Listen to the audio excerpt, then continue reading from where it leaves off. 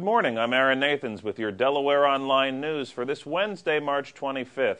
Two police officers were injured this morning and a suspect was shot and wounded during an altercation near Newport.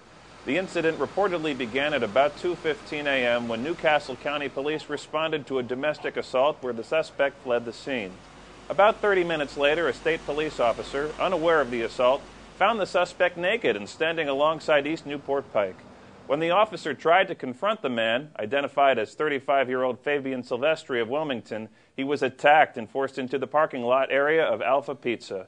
The officer tried to subdue the man, but fearing for his life, fired 2 shots from his weapons, wounding Silvestri once in the shoulder.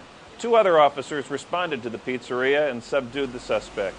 The first responding officer was hospitalized for a separated shoulder. The second officer to arrive on the scene was treated for a knee injury. Both have been released from the hospital.